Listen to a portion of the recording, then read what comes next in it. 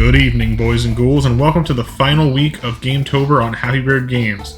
It's been a fun month with some unexpected surprises and some nice gameplay videos and stuff so far. We're going to finish off this month with a bunch of quick play videos of Castlevania games, something that I wanted to get to earlier in this month. And that is Castlevania 1 through 3 on the Nintendo NES, Castlevania Bloodlines for the Sega Genesis, and Super Castlevania 4 for the Super Nintendo.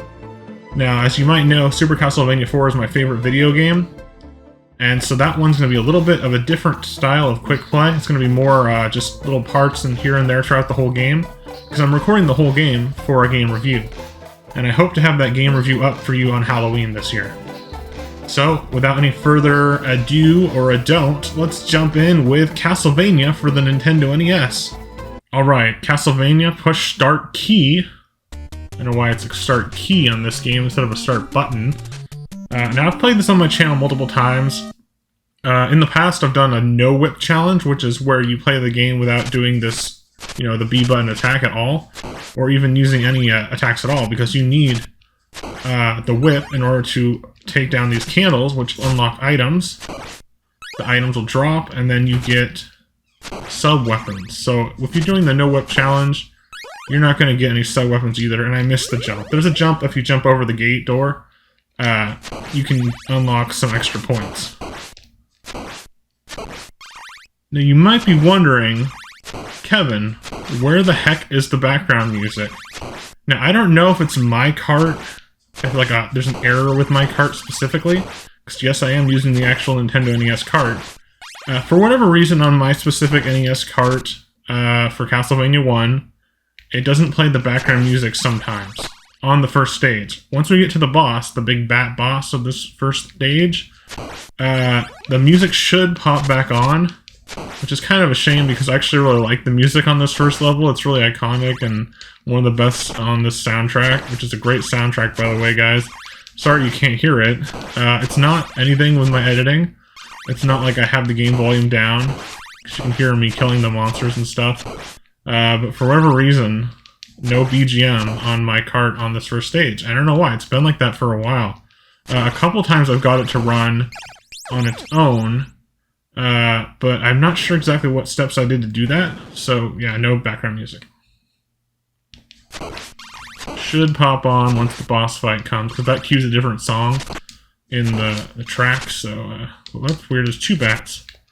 I dodged those alright. There's some wall meat hidden in the wall. It'll give you some health. Interesting thing about Castlevania, and there's a few other games that do this also. In Castlevania, they show your own health, and they show the boss of the level's health, which I always thought was weird. Even when I was a kid, I was like, well, "What the heck? Who's enemy? It's not the normal enemies. It's the boss at the end of the stage." I should be able to break this block here, right? Oh, you just stand, and then you crouch, and some money comes up. You gotta grab that money fast with both hands. Make a stash. Make a dash for the cash stash. Yeah, so this is a really great game series. If you're looking for a game that's Nintendo hard and you don't know where to start, Castlevania is a good place to start, because it's got everything that Nintendo hard games have. A challenge, replayability, patterns you gotta learn with boss fights and enemies, and items you gotta learn how to use. Like, there's certain items you can use to, defeat bosses. Like, for example, I think it's the Holy Water. You can use that to defeat the final boss, which I don't really want to spoil what that is. It is Dracula. But there's different forms of Dracula. It's not just a singular boss fight. There is... Oh, here we go, right at the bat. So let's see if the music pops on. And we'll get back to that chat. Oh, what do you know? Okay, the music is on. The music's on, okay. A little quiet on my TV. Maybe it was just quiet on the first level, but I think it was off. I think it was off. If I grab that 2, which I wasn't able to grab because it went by too fast, it would allow me to throw 2 of these axes at the same time, or within a shorter time frame. Beat the first level. Did pretty good, pretty good. Maybe one of my better runs, actually. I got a lot of points on this one. Wow. Now, because this is a quick play video, we're just playing the start of the game I'm going to tell you a little bit about some parts of the game that I remember and enjoy from playing it over the years. And because the quick play, we're only playing this for about a good 15 minutes. Which people have said in my comment section on YouTube. People have said, you know, 15 minutes a good time frame for my videos. Whether they're quick plays or reviews or whatever. So I try to keep them around 15 minutes when I do. So people can, like, they go on break at work, they can watch my videos during that break, or maybe have lunch and eat their lunch while watching Happy Bird games or something like that. I've heard people in the comments saying that, even recently. So thanks for watching, but thanks for also letting me know how long the videos should be, because sometimes my videos run on, and sometimes I'm like, oh, that's the fun part of the video. So I'll just keep it in, but then the time goes up over and over. That's why some of my quick plays for this Gametober have been split into 2 to 4 different part videos. This is one of the trickiest enemies in the game series, most notoriously, is the flying Medusa heads.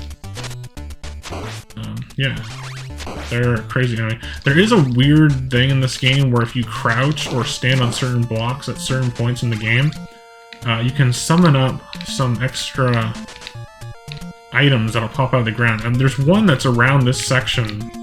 I'm sure you might know if you've done it before, or if you've seen it before, maybe just even randomly when you're playing it and you don't really know what causes it. Yeah, it's something. Oh, that. Whoa! Normally that would have killed me. What? That normally would have killed me too. What the heck? There's a cheat, guys. I'm gonna cheat. Oh, I'm up at the top. Probably shouldn't have done that because I already got hit twice, but whatever. Ooh, slammed at the door. I was pretty bad in that room. But hey, I didn't die. Yet. Cursing myself here. Let's see, there's some meat in here. Should fill me up pretty well. Yeah, basically, when you get hit, there's knockback. It's not too bad, but if you're used to it in Castlevania, it shouldn't bother you too much. You should be used to the knockback. But maybe for a first timer playing this game or a newcomer, you might have a hard time with the knockback when you get hit. And there is frames of invincibility after the knockback, so it should be okay. But things like that can knock you up to the higher platforms and that you skip through the level and stuff like that on certain spots. That's probably one of the most obvious spots to do that at. Now, there's a time limit, so I gotta hurry up, but oh, so I gotta watch this right. Okay, now this one, is this the one that doesn't hurt you? You can't crawl walk in this. You can't crouch walk in this game. Now, this one can kill you. This one's tricky.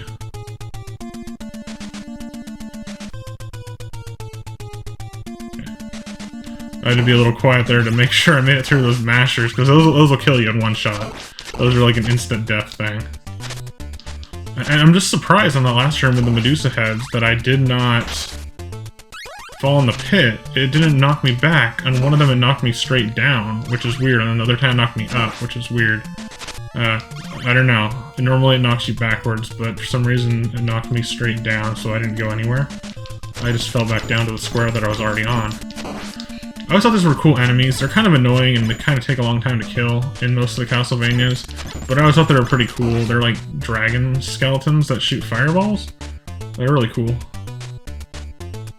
Let's head up the steps.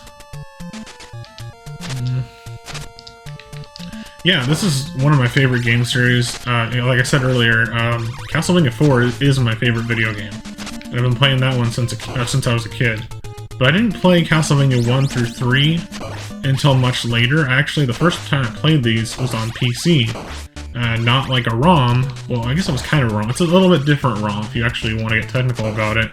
There's a thing called Konami's Collector's Series. It came out in the mid-2000s, and it was for PC only. It was a collection of all three... I gotta fight this.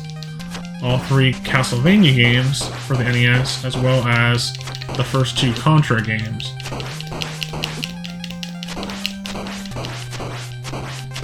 The Medusa's really easy. Grab that orb, which will give you full health and end the stage. I probably could have done that a little bit better, but yeah, that was alright. And yeah, so the first time I played this was just on that Konami Collector's Edition for PC. It's a little bit different. Some things are just slightly off in that collection. But it's the first 3 Castlevanias. And that's where I played them when I was probably like, you know, maybe a teenager. And I was really into them. I was more into the Game Boy Advance. I messed that up. I was more into the Game Boy Advance ones, the Symphony of the Night on the PlayStation. I was more into those Metroidvania type Castlevanias when I was younger. And the ones on the DS as well, which I hope those ones get ported to console eventually, because the ones on the DS are just great. They're like really some of the best Castlevanias, those three on the DS. And yeah, it's just a great series overall. I really actually like the one on N64 too. Or I guess the two. There's 64 and Legacy of Darkness, which Legacy of Darkness is pretty much the same thing, but better. Okay, this is getting weird. This is getting tricky now. Little, that ghost thing was getting me a little too much. There's a certain point where the game gets hard, and I would say it's right around here. And my reasoning for that is not only because I'm doing bad right now, because it's obviously getting harder, but when I did the no whip challenge, this was around the spot that I couldn't make it to without using the whip. So when I played the no whip challenge, you were just running and jumping, no attacks at all. And so with that, and you could fight the bosses, but that was it, just the boss fights only. So let's say I didn't even make it through the game. But it's around this part, this level, is where I got stuck to the point where I could no longer play Castlevania. So yeah. And usually if I'm playing it pretty casually, I get stuck. If I'm playing it really casually, I get stuck on this level, but I'm doing alright today. So we'll see how far we get. I'm gonna play until I get my first game over. If I'm doing really good, like I've played it maybe a couple times in a row, I usually make it to the death fight, or the level with death as the boss, which is the level before the final level. So that's usually where I make it to the point where I get kind of like frustrated and not want to play anymore. But I've beaten this game with save states, so I know what it's like at the end, and I basically did that just because I wanted to see what it was like after all these years, and I couldn't make it there without it, and I wanted to get some practice on how the final bosses and levels play through. And it's pretty crazy. I think, if I remember correctly, the giant bat boss from the first stage is like an enemy, like a normal enemy on that stage. It might be a little bit scaled down, but it's a really crazy final stage. And the battle with Dracula is an awesome boss fight. I know some people can do it really, really fast and really easily. Well, I mean, relatively easily. They know what they're doing. But I just don't have that much experience with it. Now, Castlevania 4, I can do Dracula any day. But I think this is probably the easiest of the three on the NES. It's not like it gets easier as you go on. It actually gets harder. And there's the Dracula's tower up in there, and the castle tower as well. I believe Dracula's in that tower after the staircase, so you can see where you're heading in the background. It also looks like the castle's flipping you off.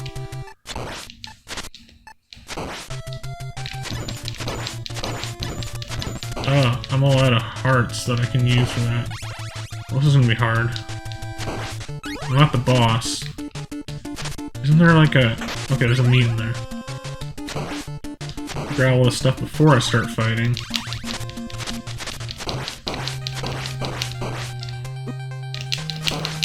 I gotta focus, guys.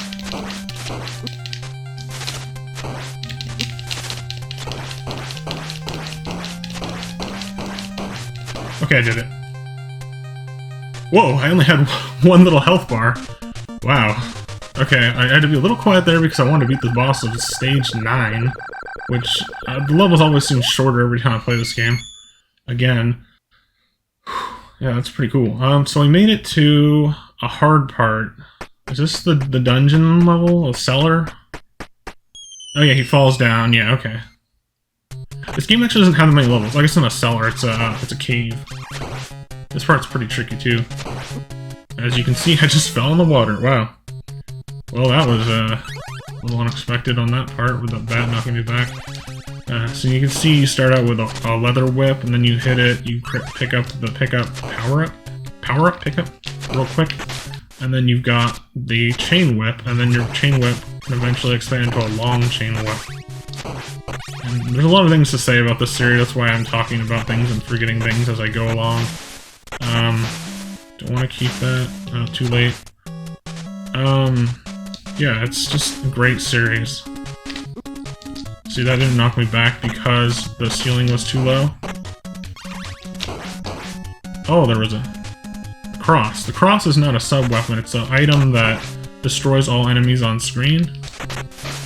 It gives you a little bit of a breather to dodge enemies. Oh, that was close. I don't like when you pick up a power-up and it pauses you and you're like right about to jump. Let's get out of here. This level's pretty short, but I remember it being kind of hard. This part's pretty tricky. There's going to be these birds that drop these little creatures and they jump around at you. So you want to hit them as soon as they hit the ground, because they're going to jump all over the screen and attack you. And the easiest way to do this is just crouch, smack them, and then see, I messed up already. Oh, I have a time stopper. I guess you don't even have to crouch, you can just hit them right away. Well, that's cool. I don't know why I thought you had to crouch. Maybe I'm thinking of a different game in the series. And they drop a lot of hearts, which is good, and I have the time stopper, so in case it gets tricky, I can just pause time. But now I've got the axe. That one you can just walk right under him. Don't even bother fighting that skeleton. It'll just hurt you. I mean, you can if you want, if you're really good. But for me, I'm just gonna skip it. Do I want the axe? No, I want the knife. I think I want the knife for this boss. I think. I could be wrong about that. Okay, we got that. There should be a wall meat in this round. Here we go. Got full health now. I'm getting a little nervous because we're getting close to a boss fight.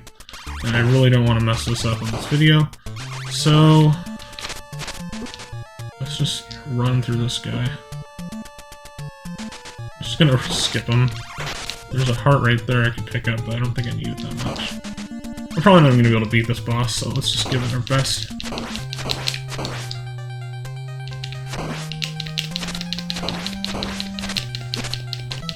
Oh, I died. Wow.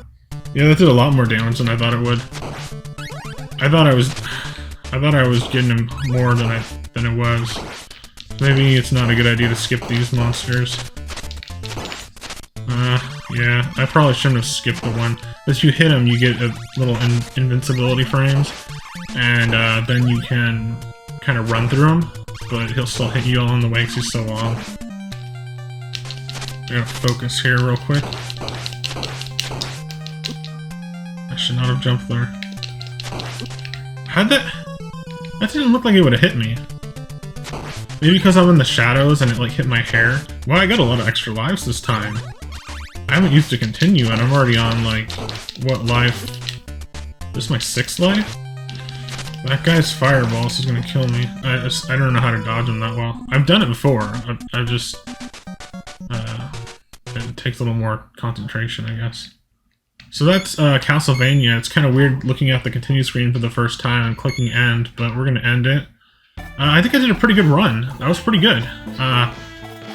We made it about halfway through the game, maybe? Halfway through all the total levels. And we did some pretty cool stuff. There were some nice dodges, some nice tricks and stuff. And it's always fun playing Castlevania. So that was a quick play of Castlevania, the first one, for the Nintendo NES here on Hybrid Games as GameTober. If you like this video, please be sure to check out the rest of GameTober and Hybrid Games. You can check me out by subscribing. You can leave me a comment, a like, and share this with your friends. Remember, I'm doing the other Castlevania games, which is Castlevania 2, Simon's Quest, and Castlevania 3, Dracula's Curse, really soon, as well as Castlevania Bloodlines for the Sega Genesis here, and Super Castlevania 4 for the Super Nintendo, which is actually a remake of the story and parts of the gameplay of Castlevania 1. And we're doing a full review of this at the end of the month. And that's pretty much all they're going to be for the rest of GameTober. So I want to wish you a happy Halloween, happy GameTober, and alright, that's about it, guys. Bye!